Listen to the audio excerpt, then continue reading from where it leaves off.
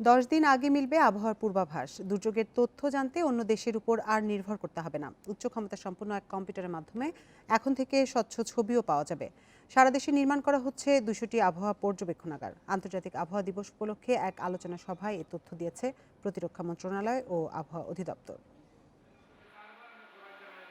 আবহাওয়া অধিদপ্তরের পুরাতন ভবনের তৃতীয় তলায় এটি পিসি ক্লাস্টার সিস্টেম বা উচ্চ ক্ষমতা সম্পন্ন এক কম্পিউটার।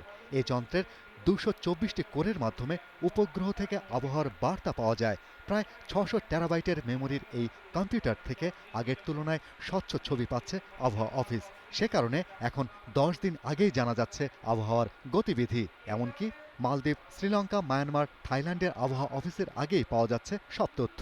সকাল 6টা, দুপুর 12টা, সন্ধ্যে 6টা এবং রাত 12টা 4বার আপডেট হয়। তার মানে ওর ক্যাপচারিং ক্ষমতাও বেশি, কম্পিটিশনের পাওয়ার অনেক বেশি।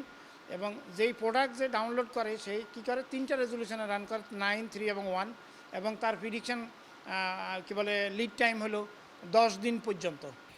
প্রযুক্তির উন্নয়নের মাধ্যমে সঠিক সময়ে আবহাওয়া সংক্রান্ত সব তথ্য প্রদান করতে সারা দেশে 200টি পর্যবেক্ষণাগার নির্মাণ করা হচ্ছে।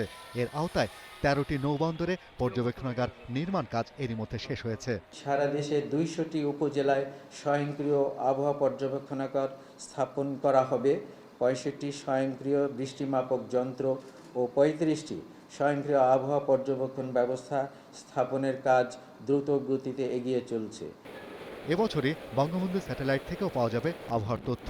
এতে দুর্যোগের সময় অন্য দেশ থেকে তথ্য নেয়ার জন্য আর অপেক্ষা করতে হবে না। কমবে প্রাকৃতিক দুর্যোগের ক্ষতির পরিমাণও। আগে মাত্র 3 দিন পূর্বের আবহাওয়া পূর্বাভাস দিতে পারতাম এবং তার উপরে অনেকের বিশ্বাস ছিল না। কেন গিভ ইউ দিস গ্যারান্টি যে এখন আমরা 10 দিন আগে বলতে পারি এবং মোটামুটি এক্স্যাক্ট টাইম আমরা বলে দিতে পারি কোন দিন বৃষ্টি হবে, কোন দিন শিলাবৃষ্টি হবে, কোন দিন ঝড় হবে। সূর্য, পৃথিবী ও আবহাওয়া স্লোগান নিয়ে জনসচেতনতা তৈরি করতে আন্তর্জাতিক আবহাওয়া দিবস উপলক্ষে আগারগাঁও আবহাওয়া অফিসে অনুষ্ঠিত হয় বিশেষ আলোচনা সভা। Shahriar Anirban, independent news, Dhaka.